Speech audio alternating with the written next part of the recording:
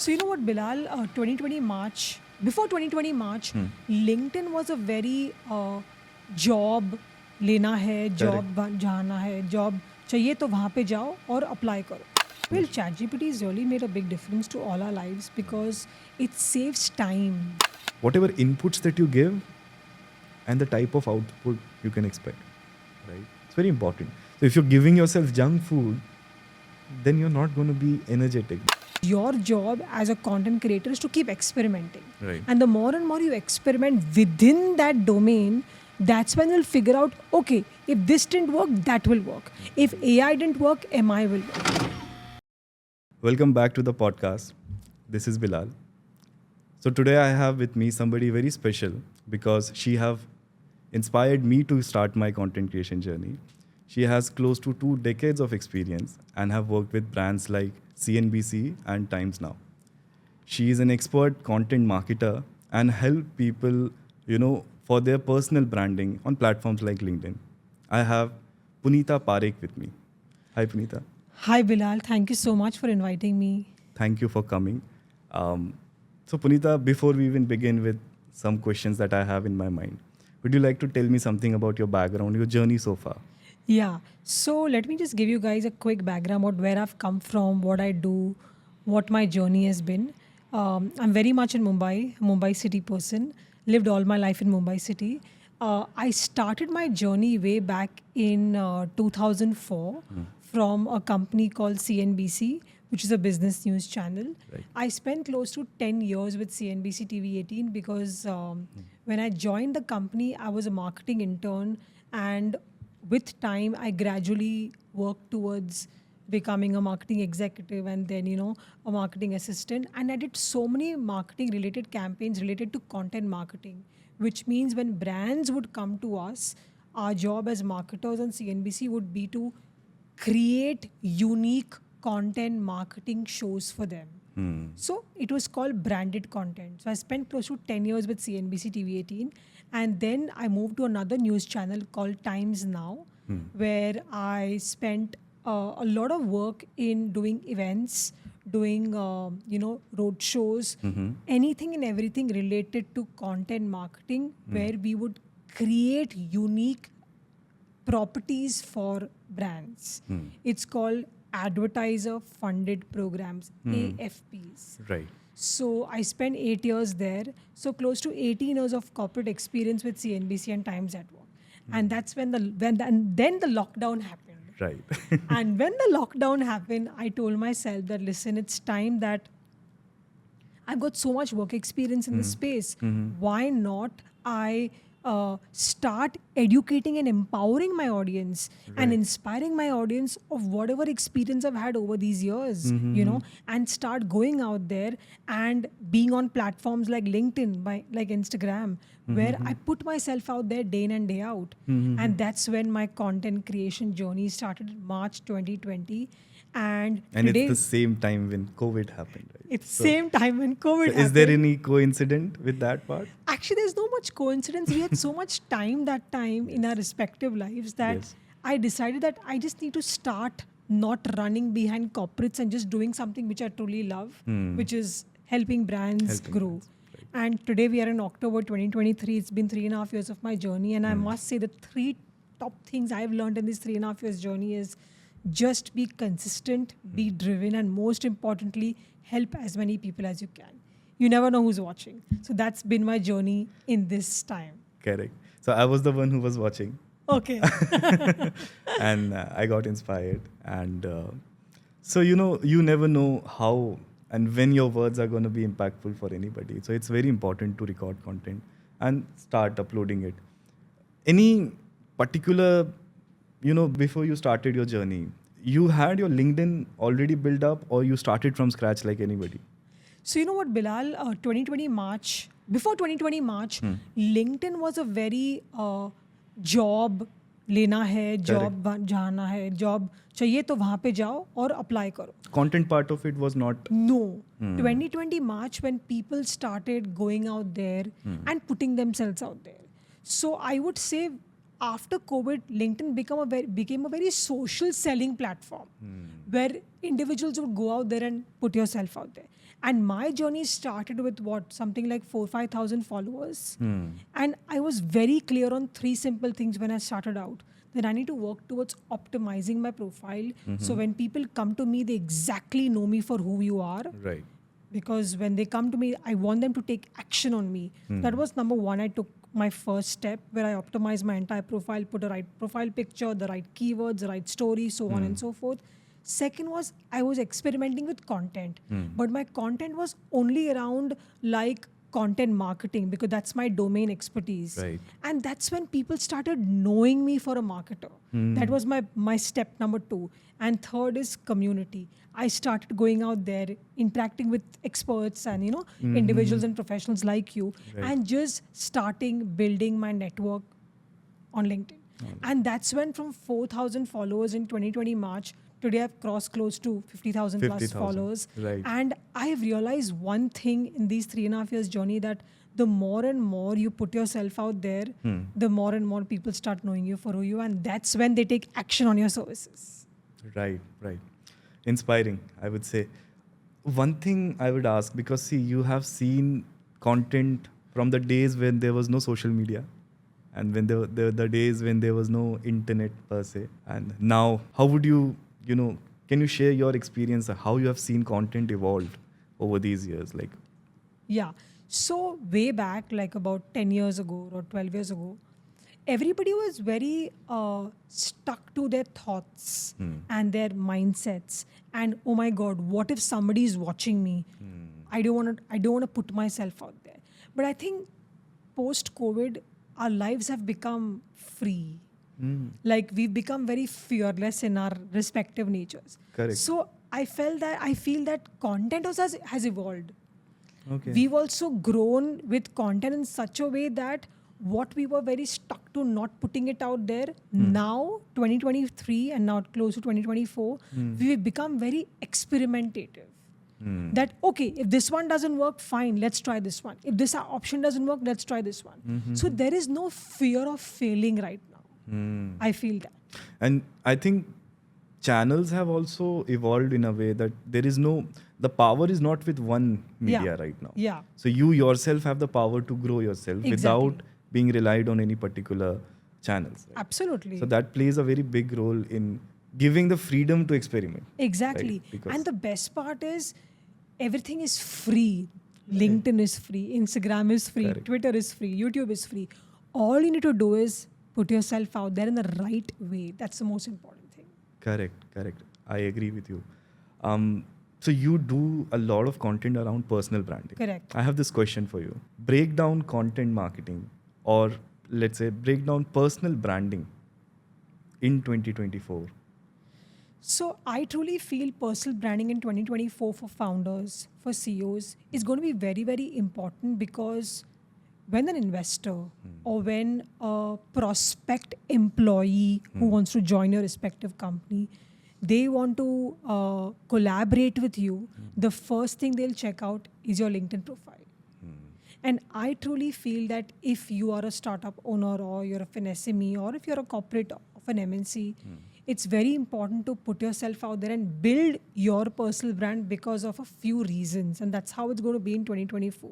Right. Number one, personal branding is going to be very important because people are always buying from people versus people buying from companies. There's a personal connect. Yeah, like look at the Apple CEO. He's always known as who he is as an individual versus the brand per se. Right. So that's number one, people buying people. Secondly, I truly feel with the power of content, conversations are going to happen.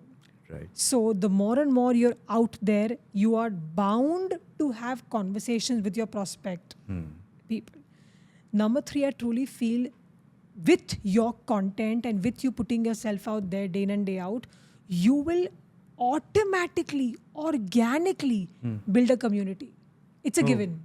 Because what happens is, when you start putting yourself out there in the right way, in that one niche, those type of people only start following you. And that's how your community gets built. Right. And number four, you're definitely going to be having a lot of collaborations. Like right now, you and me are on a collaboration. Yes, of But course. how has this happened? Because you've been following my content for almost over 2.5, 3 years. Yes. So I would break it down into profile, content, community, and collaborations. A lot of time what happen, people when they are beginning with their content creation journey, they don't know really their content niche per se. And people have so many dynamic, how should I put it, range of things that they can talk about. So how would you define a journey for an individual?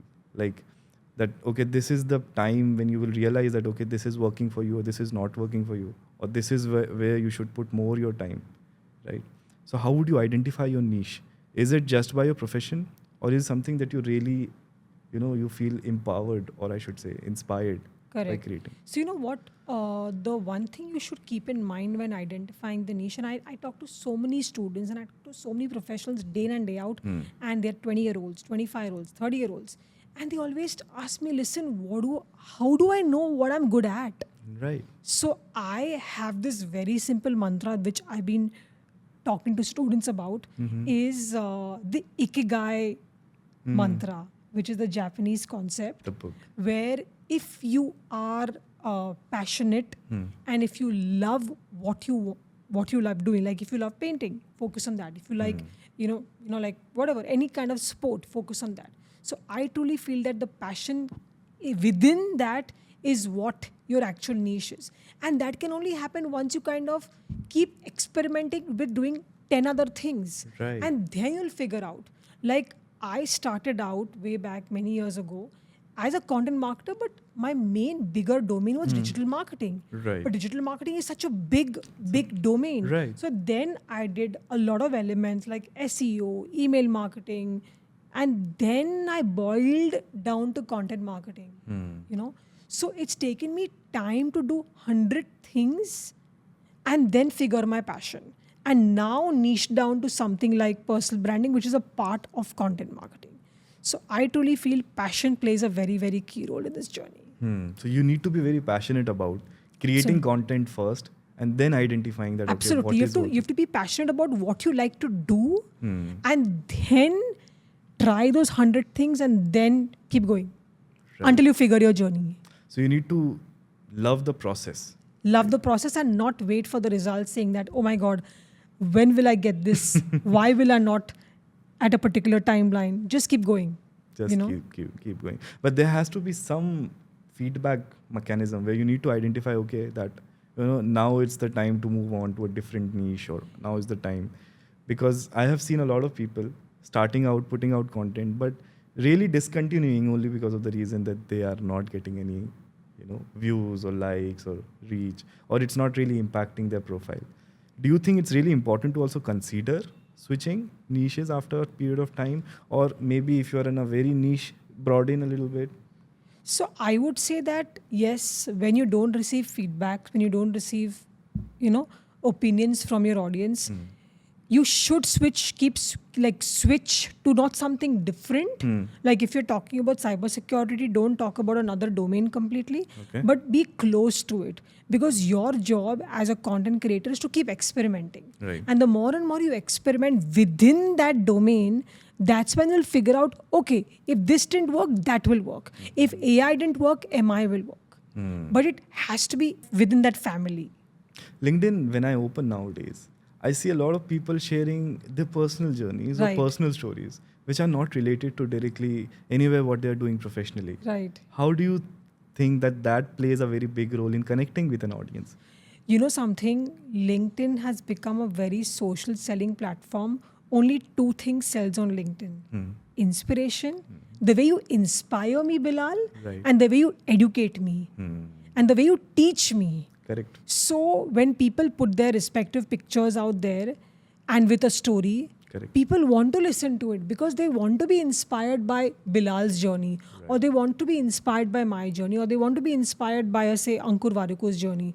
Because people want inspiration every single day when they get up in the morning. Right. That's a one thing. And second thing is teaching. Suppose right now I'm on a podcast. What if somebody is watching your podcast and they're like, listen, मुझे भी एक दिन podcast शुरू करना पर करूँ कैसे? So they get inspired by a journey. So I truly feel the teaching and the inspiration is what matters on LinkedIn, and that is working magically. Correct. Don't give the gyan, just give me inspiration. That's what's working. That's a very good mantra. I think, it's very important to keep sharing your journeys, achievements, milestones, so that people who are in the process of pursuing similar to what you have already have, in the journey. Exactly. So that they can also relate and they can feel okay. And also certain downtimes, right? Because see, I think I personally relate to people who also share things which are not positive every time, right? Certain times you are gonna fail, which is gonna happen, right? So you need to share those things also. And I've seen a lot of people sharing their rejection stories in interviews, right? And those are really inspiring because it kind of give you an idea, okay, what not to do Exactly. and where to drive again that inspiration from, right, for the next. Interesting. So for example, if somebody is getting started with LinkedIn and you, as you have shared that you have interacted with a lot of students, young students, right? These guys have not really gained any corporate exposure or have not even started something of their own, so that you can say that okay, they have years of experience or something to talk about which is on solid foundation, right? So they just talk because they have heard it from somebody, and then there is no authenticity from them because of course the years of experience is not there. What would you advise to them? Because their content somewhere looks like that okay, there is no real how should I put it, experience Correct. in there. Yeah. So what I would say is if somebody is just graduated, say in MBA in marketing or MBA in finance, or they are a chartered accountant, or they are studying any subject, I would say, and they don't have work experience, but they want to be seen by prospect employers to get respective jobs. I would say whatever you've majored in the subject after your graduation or after MBA, start educating people in that domain. Okay. And your level of education, like a 20-year-old, 23-year-old level of education to on LinkedIn, should be at that level only. What you know. Don't try to be somebody who's got like 10 years of work experience. Focus on what you've studied in your college. Focus on what you've worked towards in college, and go out there and put yourself out there. Because remember, you are positioned as an intern, or you're positioned as a fresher. Right. So position yourself as a fresher, but it has to be stuck to a domain or a niche what you've studied in. So niche is very important. Right? Absolutely. And to start creating content around it, and whatever journey that you are having. A lot of startup owners nowadays, what they are doing, they are recording their entire journey of how they started their product, Correct. how they identified the problem, what kind of feedback that they're receiving from their customers. And people, when they see such type of content, they instantly, connect that, okay, they are starting up, and then they want to buy because they have seen the process, right? So for any student also who are just getting started, think of content in a way that you are recording your journey itself, Absolutely. right? So people would be interested in listening to that. Your advice on solopreneurs, because, gig economy is something which is growing. And it is going to grow more because now we have the convenience of internet, right? People have now devices which are not required to be connected in any particular system. And it's secure enough. So people are going more toward gig economy. And solopreneurs is something which, the word itself is coming up. So what are solopreneurs? And of course, it's a very basic question, but according to you, who are the people who consider themselves as a solopreneur, differentiate themselves from a freelancer? Yeah. So I've been a solopreneur for almost 3.5 years, means I'm a one-person business. That's it. Obviously, I have got teams where I hire on project basis, but I'm a one-person business. So the concept of solopreneurship is very simple. You know who you are. Say you're a graphic designer or a content marketer or a website designer or a performance marketer or a chartered accountant or somebody who's a cybersecurity expert. So once you know who you are, that's your step number one. Then you put yourself out there because you know who you are only for yourself. Right. Step two is you put yourself out there. Choose a platform, be it Instagram, be it LinkedIn, be it Facebook, be it YouTube. After understanding where your audience is actually lying, Like if it's a student community, your audience is on Instagram. If it's a B2B corporate community, your audience is on LinkedIn. If it's a mass community, your audience is on YouTube. So number 2 is understanding which platform and what you want to be showcased as. Right. And number 3 is the concept of solopreneurship is that you have to go out there and start helping startups, SMEs, smaller companies with your expertise. So you just put yourself out there and start showcasing your services of who you are, be it a graphic designer, be it a website designer, or be it a, content marketer like Right. me. So in anybody's content creation journey, like personal brands, right? A lot of time what happens, they are not creating content just because they do not have the time Right. to do the post production and everything, right? And I think outsourcing plays a big role. So have you done outsourcing? Like if you have recorded something and your busy schedule and you can't edit it to a level that your audience expect, right? So what would be your advice? How much they should outsource? And is it a wise choice? Because that somewhere really help people to start putting out more content because somewhere your post production has been taken care of. Yeah. So I feel that yes, outsourcing is very important because you cannot do everything on your own. So outsourcing can be in various ways. You can have a website designer to help you build your website. You can have a performance marketer who can help you with marketing ads. You can have a graphic designer. You can have a video editor, a video team. So yes, outsourcing definitely plays a key role and you need it.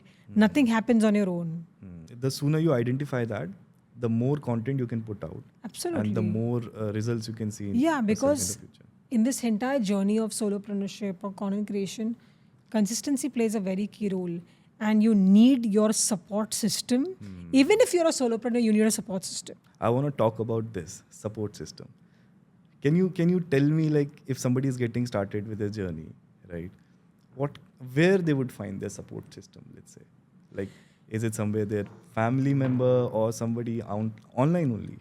So what happens is when you start putting yourself out there every day, your profile is up, your content is up, you build a community, you automatically, organically start building a community of yourself. Suppose you're a chartered accountant and you put yourself out there and educate people about how your journey of chartered accountancy has been, so on and so forth, how many failures, how many attempts, so on and so forth. What happens is like-minded professionals and students are connecting with you and they become your support system in the online world. So you're saying your audience somewhere plays the role of... Absolutely plays. So that transparency has to be there. You have to be yourself. You have to be you. You cannot fake around when you're starting a journey. That's a very good point. Yeah. But oftentimes people are trying to portray a life which they are not really living, right?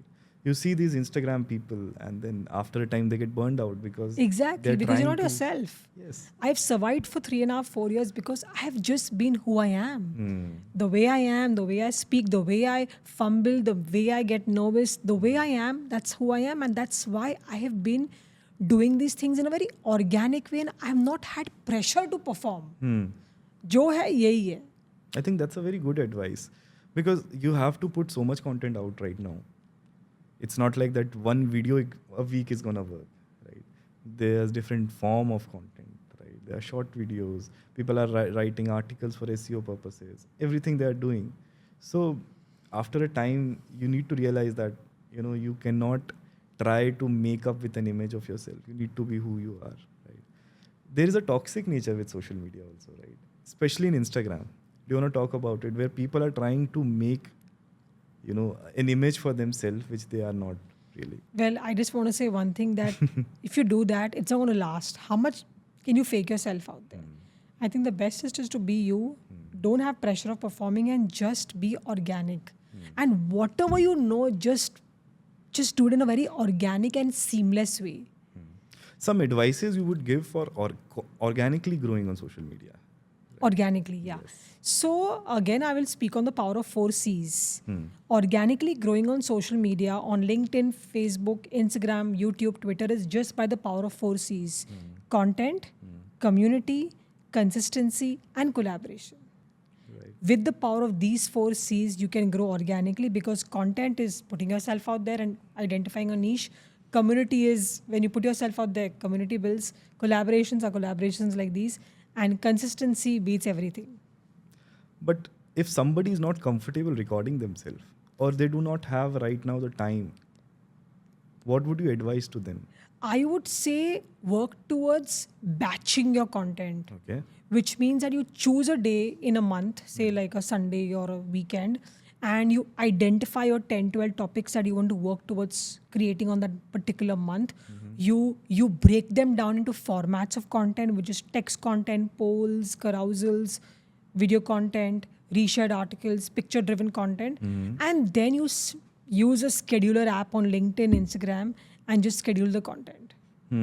So life has become very, very easy with the power of tools, with the power of tools like Canva, with the power of tools like ChatGPT. I with want to the- talk about it. Yes, with the power of so many tools, all you need to do is just be structured and you have a system in place. Like now, content creation has become like how I brush my teeth every day. It's become like that. I'm so used to it. It's easy also Yeah. for you because you have built that process Yeah. and it's easy for you. And I've built a system that yes, Sundays I have to batch content. Tuesdays I have to record videos. Wednesdays are for edits. Thursdays are for community building. So once you make it your system and a part of your life, it becomes very easy. You cannot give excuses about time nahi hai. If you want to do it, you will remove it. Remove your time. So ChatGPT you mentioned.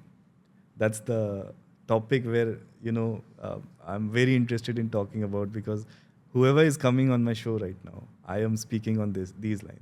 Because AI has really impacted Yeah. almost every industry. Absolutely. For you as a content marketer, how do you use these tools? And as an individual, how do you rely on those tools? So do you want Well, to ChatGPT has really made a big difference to all our lives because it saves time. It does. And also it makes your process in a very simple way. Earlier we used to go on Google research. Now with the power of ChatGPT, it's become in a very easy way. And why not? Why not? With the power of AI, if things are becoming easier for us. Like when 10 years ago, when we used to look for taxis, you know how we used to have the Kali Pili and say, listen, taxi, aa jao, humko chahiye. Today we've got the Uber and the Ola app and life has become seamless. Apps like Blinkit and Swiggy Mart are here. We used to literally go to the bhaji market and buy bhajis and waste time and energy. Today, if I want any item, I just blink it or I Swiggy it. Right. Or if I want to send a parcel, I use your VFast and Borzo. So if life is giving us such options of making Optimizing. it Yes. optimize and making life seamless, why not use it? And It's about saving time It is about and having a very seamless, stress-free life. That's really true. I think technology, from the very beginning, the key role that technology plays is to optimize Yeah. the things that you do, right? Every day you will use tools that are gonna ease your life. Very In a true. way, right? ChatGPT is doing the same thing. Like it's the next big thing in tech, but it's basically following the same pattern which was Absolutely. there earlier. Right? Before you used to have these printouts every time you're going to the office, because there was no other way. The spreadsheets and the tech was not optimized enough to just load the PPT or everything, instantly on the screen. So you have to have printouts with you. But now it's not like that. Very right? true. And now you can even generate the PPT while sitting. So it's There easier. are PPT makers. There are PPT makers. So it's very important also, I feel, to explore new AI tools. Because I think people are now sticking just to one or two, and but there are so many different types of AI tools coming out in the market, Absolutely. right? So ChatGPT is one, and a very good one, of course, to create written form of content. But then there is copy.ai. I think if you have heard of it. Of course. And that tool is fantastic. And the reason is that they have optimized their algorithms in a way that they will produce content which are by default, the prompts are in a way that it is by default very attention capturing, Exactly. right? SEO friendly. SEO friendly. And the moment somebody will read it, it will not look like it's coming from AI. Absolutely. So chat GPT, I am done with some words with chat GPT, keep using again and again, like unleash, unlock. It looks, ChatGPT. every time you'll ask something, it will give unleash your power, unleash your potential, unlock. So it looks like that it's, It's not from very AI. optimized. Yeah. Right? But there are tools like copy.ai and etc. It looks organic. It looks very organic. Absolutely. How would you maintain your tone in AI tools? So you know what I do? I have a hack. So yes, I use ChatGPT and put the right prompts and get my responses and get the content out. But then that same content, I rephrase it in my own words. Okay. And then there are various tools where you can put that content piece on that tool and check if it's AI detected. Okay. So once you put it in your own words, it's not AI detected. So whatever you get out of ChatGPT, do not copy paste it completely. Change a few words, write them in your own words to make it look your own tone of voice. Do some homework. Exactly. Right? It's already doing 90% of your job. Just put 10% more effort More and get effort. it like the way you want it. It's very important to see it like that. So one thing I want to ask, it's very important to disconnect sometime, because in your routine, it sometimes becomes monotonous, right? And having that inspiration every time from outside is also not feasible, right? How much you can get inspired from somebody, right? At the end of the day, it should come from inside, within, the passion, as you have rightly said. How much important it is to disconnect, and what can you do to disconnect yourself? You know, I'll give you my own example how I disconnected. So when I started my journey in 2020, I was so driven and like consistent and day in and day out. 20 hours a day I used to work, and then eventually 2021 happened, and then I really got burnt out, and that's when I decided to take one solo trip. And that solo trip happened in 2021 November, where I went for close to 2.5 to 3 weeks on the mountains with my laptop, but still being disconnected and not fully being with your work. And I realized that more and more I'm with mountains, and more I'm with like-minded people who love to travel, the more and more I'm meeting unknown people and I'm seeing and observing their life. That's when I'm getting more and more inspired. Oh. So that's one thing which I truly And learned. you were close to nature as well. And I was close to nature. That's How one would you thing. define your experience, disconnected from your monotonous routine and being close to nature? What changes does it really make? Does it make you more calm, relaxed? Like what exactly happened? Yeah, it changed me in two simple ways. One, I became very fearless, which means that it didn't matter to me what Bilal is thinking or what this one is thinking or what that one is thinking. So that really made a big difference. Secondly, I really became a person where I was not running behind, oh my God, aaj ye month ye targets karne hain, ye month ye targets karne hain. I was like, yeah, I'm putting myself out there na, ho jayega. So that solo trip really made me figure within myself that, listen, it's not always about running after money and fame and everything. It's also about being yourself and being honest to who you are. Right. So it taught me that, So anybody who's feeling monotonous, it's very important. But 9 to 5 वालों के साथ नहीं हो पाता. No, but you can take a 5-day trip, 6-day trip. You don't have to take a 2.5. That is fine. Yeah, Yeah. 5-6-day trip is also 5 good. 6 days, I think It's good possible. enough. It's very good enough. Yes. It's And enough. the third and thing you with- took 3 weeks, right? That was a very good duration, like a long. And one more thing which really worked also on me is fitness. So I started swimming, I started playing badminton, I started working out. I just started working on my body. The minute I did that, It automatically. instantly, yeah. Yes. Gives you energy. Energy. Yes, it's very important. Controlling your diet. Controlling your diet. So, yes. so yes, we are talking about content, and I did not share my perspective on Please. it. Yes, and it came from diet somewhere in my mind. So, I listen to Sadhguru a lot. Oh. Right, and somewhere he have mentioned, and if I'm correctly, referencing that whatever inputs that you give, and the type of output you can expect, right? It's very important. So if you're giving yourself junk food, then you're not going to be energetic. The output is not going to be that.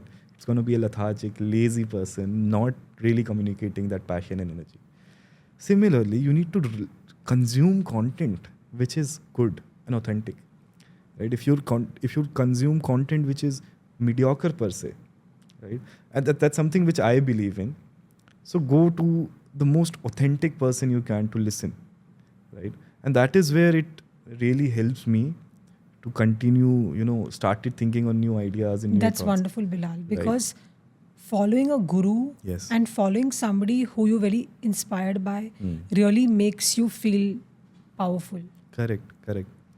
So yeah, so that was about the disconnection part of how you can disconnect Yes. yourself and I hope I've recollect. answered your question in that. You have, and recollect your energies and having good inputs, right?